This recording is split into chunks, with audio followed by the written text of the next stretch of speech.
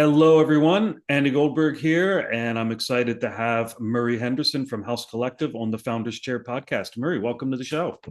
Nice to be here. Thank you for having me. It's a pleasure to welcome you on today. Tell us a little bit about you personally first, Murray. Just tell us a little bit about your story, where you're from, and where you live, and all that. I'm a Lanarkshire lad. Grew up in a little place called Carluke, or it's a slightly larger place now. A lot of people moving out of kind of industrial Motherwell and Wishaw moved up to Carluke. My parents being one of them. So I grew up there. Was schooled there. Went to university at Strathclyde University in Glasgow, whilst staying at home for as long as I could. Uh, Enjoyed a course in architecture at Strathclyde whilst balancing out a semi-professional football career, which in my head I thought I would be playing in the Premier League, but didn't get quite to that level. So I sat a league below, uh, and then that helped me through uni. Became a qualified architect in 2002, three, and for most of my career prior to House, I had been working with a practice called 3D Read. And through that experience, I was given the opportunity to head abroad across to the Middle East. So over a kind of 11-year spell, worked both in Glasgow, then the Middle East, Malaysia, China, and came back to Scotland in 2012 and came up with a kind of crazy idea of deciding to be my own boss. And that kind of house collective kicked off in 2013. So Hmm. Okay. yeah, So tell me a little bit about that crazy idea. Did it just pop into your head, or did something drive you to think I should be doing this on my own? well, I think a really important thing for me is that in my early career, I had good people around me that were senior that gave me good advice and good direction in terms of things I should be looking for, trying to engage myself in, what experiences I should be trying to have to just widen my approach to architecture. And people always use the term adaptability, sustainability. So don't just get yourself pigeonholed in one thing, try and Mhm. engage in many others. Uh, and I think my experience moving out to the Middle East is really the trigger point that changed my overall understanding of when you come out of university as a young architect, you're really just trained in being the kind of design focused, theoretical thinking architect. And then all of a sudden, through different experiences you get either earlier or later in your time in an office, you actually understand that the architecture becomes part of a wider business series of objectives for the practice that you work for. Uh, and I started to get exposed to them far greater when I moved out to the Middle East. I spent time with and was exposed to the decision makers, the thinkers in the business I worked with at the time. Uh, I got to see what transpired to be a good decision or often not a good decision, which in itself, whilst not necessarily directly informing me, it gave me a clarity on how things could go well and could equally go wrong. Uh, and I think as a practice, the team I worked with at the time decided to go to the Middle East when most people were coming home. So we went out in 2009 after the 2008 recession. So not only was I getting exposed to that type of thinking and decision making, I was getting exposed to it in the hardest of times, which meant then you got to see just how challenging it was. Hmm. And it wasn't likely to get much more challenging than that in context of, not just countries in recession, but essentially global recession affecting everybody. And how do you survive in that? So I think I spent kind of the best part of just over 24 months out in the Middle East. Came back in 2012 and had to find a way of being sustainable out there, so self-generating and finding opportunities. So going from somebody who was educated to think theoretically about how the buildings are designed to then being exposed to decisions that are affecting jobs and people's lives to actually having to find the work that influenced those decisions. That whole cycle happened in a short period of time. Uh, and I think on the back of that, when I came back to the UK and kind of saw this kind of state of the nation, so to speak, I thought to myself, well, if there's ever a time, it's now. I had I wasn't married at the time. I didn't have a long-term relationship, uh, uh, and I was in a kind of financial state where it was like yeah, it seems a sensible time to have a plunge. And take a bit of a risk. Yeah, absolutely, Risk because it's all of, about risk yeah. and reward. And I mean, it sounds you sound pretty confident, but then again, you've been running a successful business for a long time. Did you have that same confidence back then that you could do this, or did at any stage did you feel like, oh, what on earth did I do here? I'd probably describe it as confident now in knowing what's good and bad about our business. But at that time, I was confident in not knowing anything. And by that, I mean, I went into not really knowing the pitfalls, not really knowing how difficult it is to set up a business and to actually get any form of success. Mm, So, in some ways, I was so naive, it helped because one thing I did have confidence in was in my own ability to survive. Uh, so at the end of the day, running a business, at the end of each month, the critical factor is there enough money in the bank to pay everybody? When all said and done, that's the critical consideration. And did I have confidence I could meet my requirements monthly, by monthly, 6 monthly, yearly? And the answer was I knew I could generate works and I knew I could design buildings. So it was about like going ahead with that. But that then was probably a false confidence versus now a confidence in the construct of our business and where it's at and how it's evolved. It's a different confidence. and you said earlier that you had people around you that were kind of mentors or Yeah, good advice and things. Um, well, okay, so one thing I'm interested in is did you have anybody around you that was negative that you had to my shed mum, from your my mum. all right? What are you she, she, doing? Go well, get a job.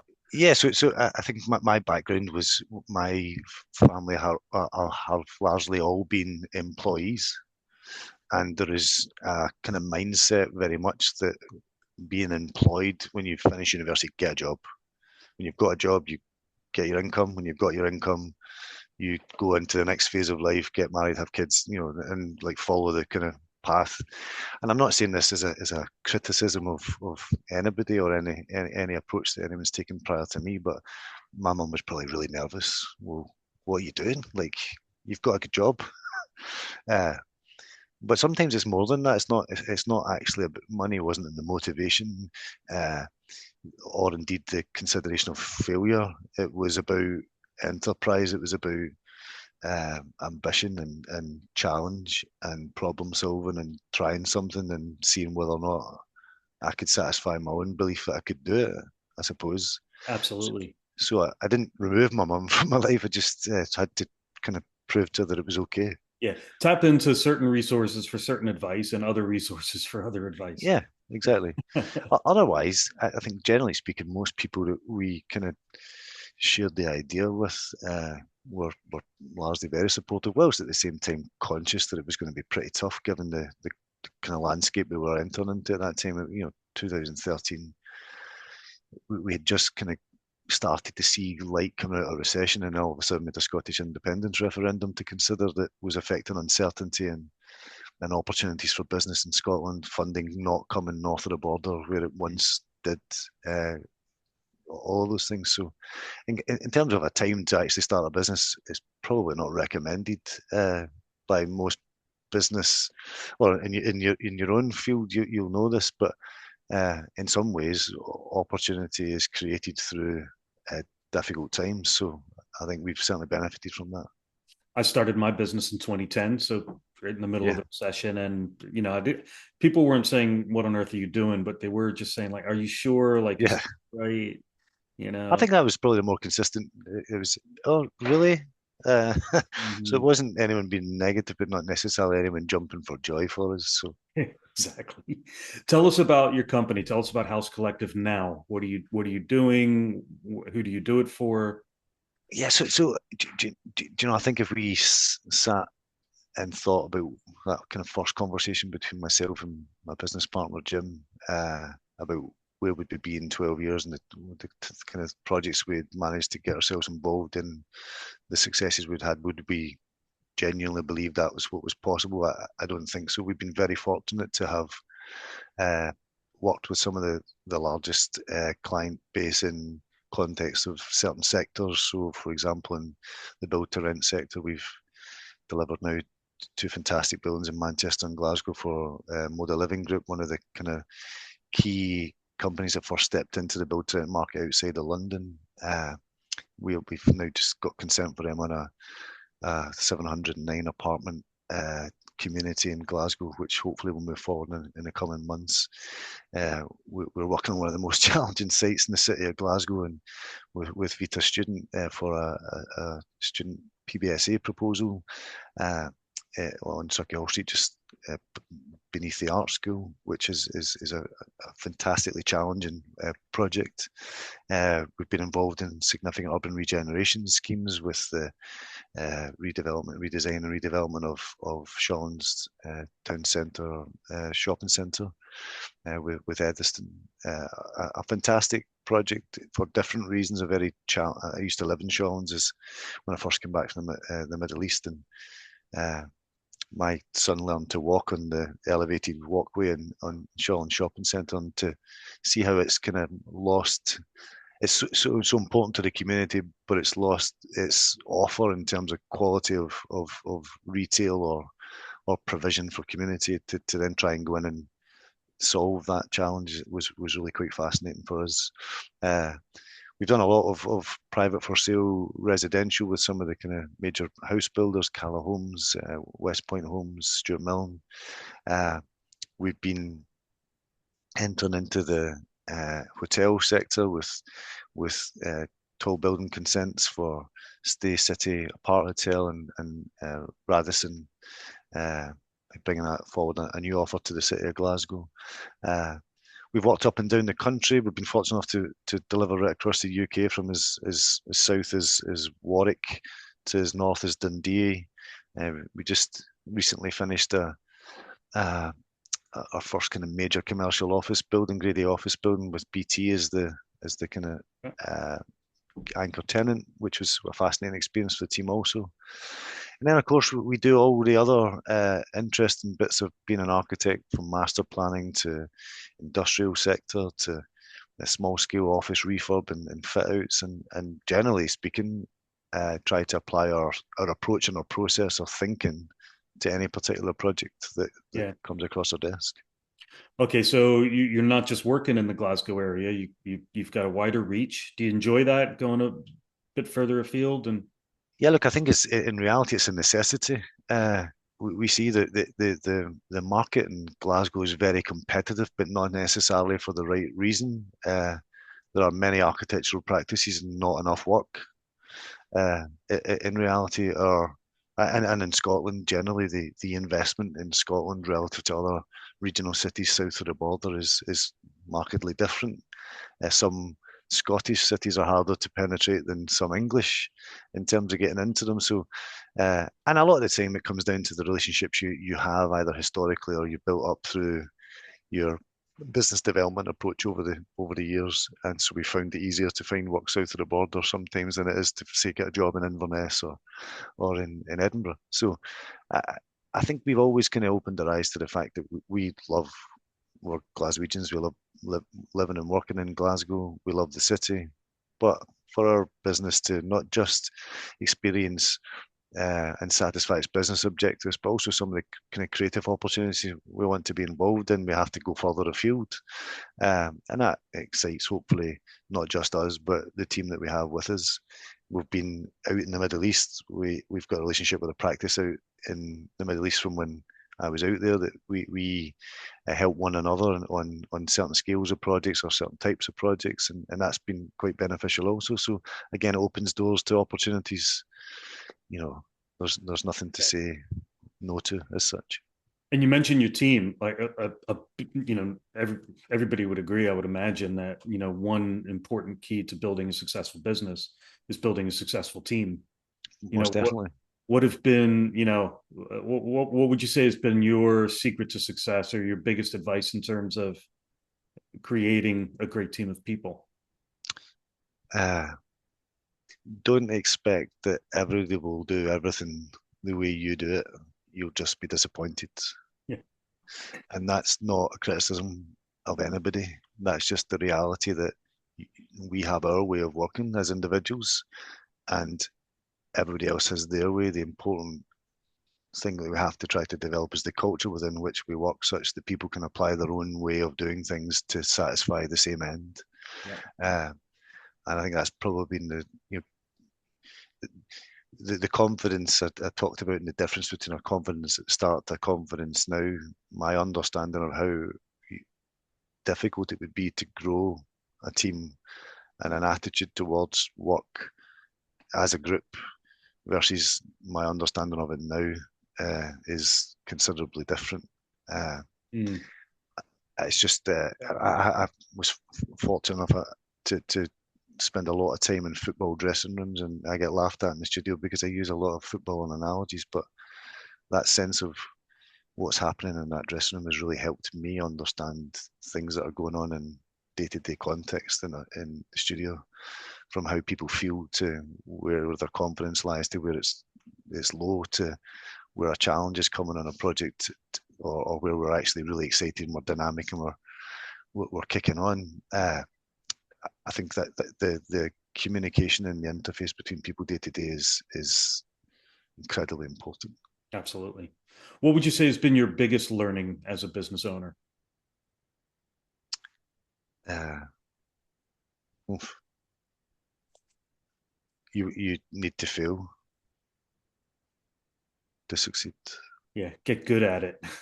Get good at Yeah, it's not focusing on what the failure was, but on what it teaches you moving forward. Uh, I think sometimes you start something thinking that it's going to be the best it can be in a straight line and in a smooth path, but it only gets better by having had very difficult moments. And I'm always fascinated when I meet people in business development context when you ask, and everybody asks, "How are you? How's things going?" And everybody replies, "Great." Um, and that can't be true. It's not true. I described to somebody the other day that I like to find myself just kind of here, and that is because I know there are lots of opportunities for really enjoyable successes, and we've had many. But with every one of them, there are things that go wrong. But if we're constantly enjoying both them, but and it. dealing with these, we're moving forward. Or should I say, it's kind of doing this rather than uh, we need to accept that there will be mistakes, there are failures that we make, that the team make, that everybody makes, and the most important thing is finding a a positive way of addressing them in the evolution of your culture. I read somewhere, I think I heard on a podcast somewhere, somebody was saying that, the massive growth and massive success is often directly correlated to the amount of pain and problems you're willing to endure. Yeah, And there's only so much, yeah, people want. yeah. Uh, I read something recently about it's often said that you'll not make $1 billion unless you're prepared to lose 100 million. Uh, in mm, our context, yeah, you have to lose in order to win.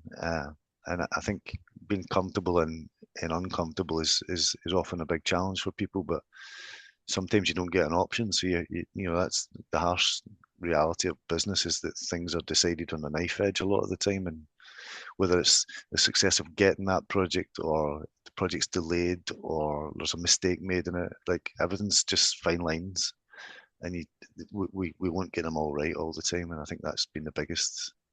Uh, well, what would you say has been your biggest challenge during the years, and who's helped you through it? What have you had either on your external team or on your team that's helped push you through the challenge? well, there's a few things there probably. I suppose from a personal perspective, I was relatively young when we started House, in that as a kind of 32-year-old starting a practice, you could argue was a very young architect. So at that point, all my mentors were gone or was my business partner.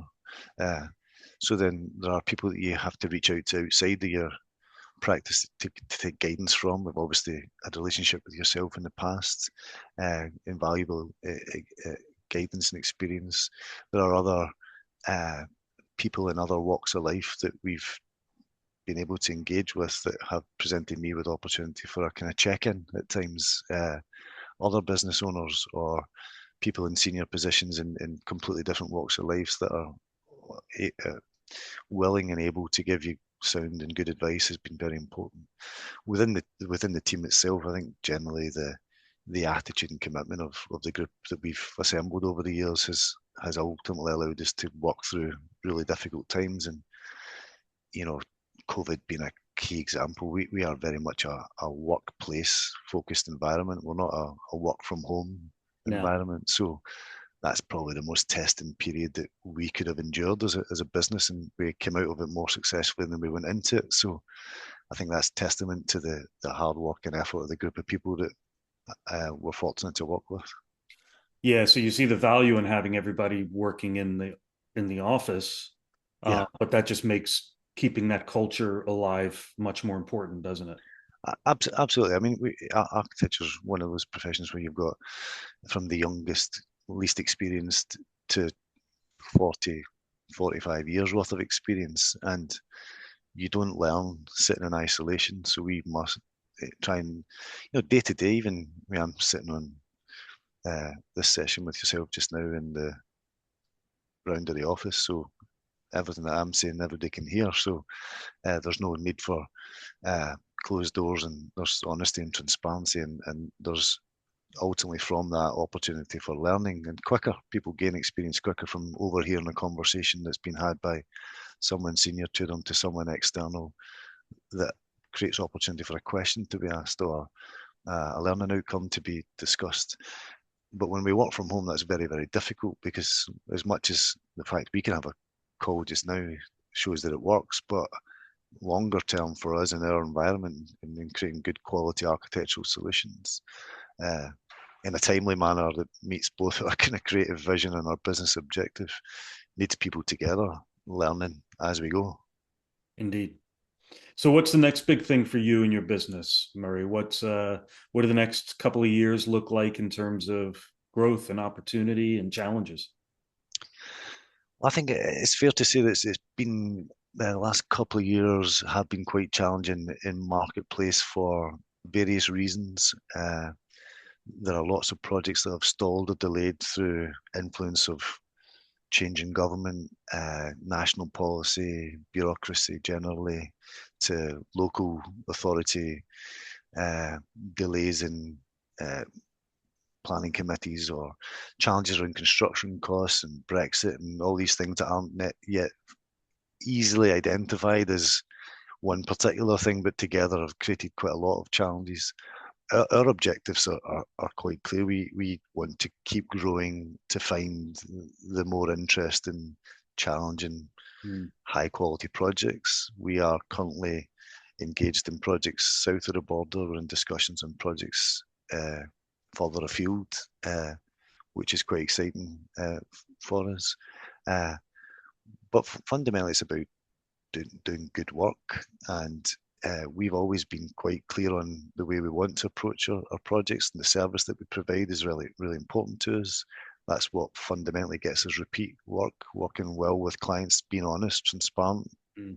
Uh, and we'll keep pushing to find those most exciting projects, whilst at the same time acknowledging that not everything can be, because sometimes you have to pay the bills, and we have to do all sorts of projects, both for learning perspective, from uh, financial gain to whatever, and you know, critically, it's about trying to present opportunity for those within our business to grow themselves and for them to find their path, whether that's with us or beyond us. Uh, then that's hugely important for us as well. So developing the right culture and evolving the right attitude and behaviours towards how we work as architects is very important to us. And finally, Murray, what advice do you have for business owners who are either just starting out on their own or who are thinking about going out on their own? On the simplest level, I just gave this advice recently to a friend who was considering stepping into the world of business on his own. And I just simply asked him, do you back yourself? Uh, and he said, what do you mean? I said, well, do you, as you look over your shoulder and see your wife and two young kids, believe you'll get the work you need to put food on the table? And if your answer to that isn't instant, then don't do it. If it is, then then go for it. Thereafter, the advice is more structured.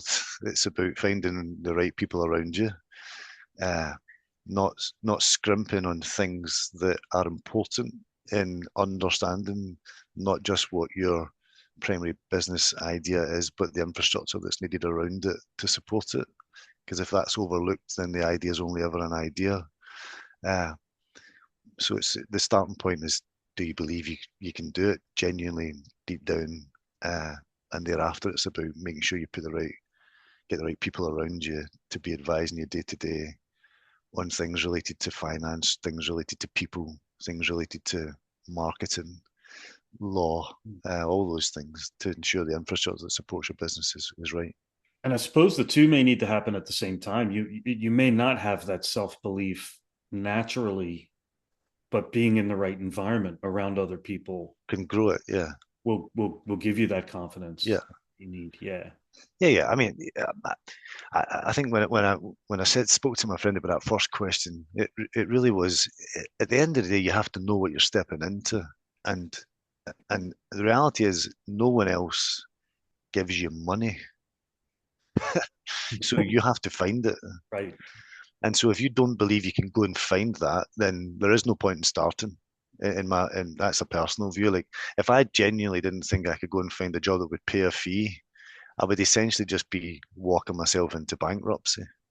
But once I knew I had that belief I could do that, then fundamentally it's about making sure you've got the right people to give you the support and advice. And as we've said earlier in the call, that doesn't necessarily mean it's just people related specifically to your business, but it's also knowing that there are people you can engage and speak with that give you positive guidance and direction who have experienced life in a different way. That's also very important. There are things you can take and sound bites you can take from other businesses, other disciplines, other experiences in life that you can apply to your own business if you're using them sensibly. There's plenty of sound bites we can use just for this conversation today that I think are gonna, give some people some real food for thought. So really appreciate that, Murray. So look, thanks so much. It's been a real pleasure speaking with you today and catching up Thank with you. you after a number of years. Yeah, So thanks very much for being on the show. thank you very much. Thanks for having me. It's been Murray Henderson from Haus Collective on the Founders Chair podcast. And thanks very much to all our listeners, and keep an eye out on the YouTube for this video. And we'll put the links to your website, Murray, if that's okay, Yeah, in of the course, no problem. comments. And plenty more podcasts coming soon. So thanks again. We'll see you all again real soon.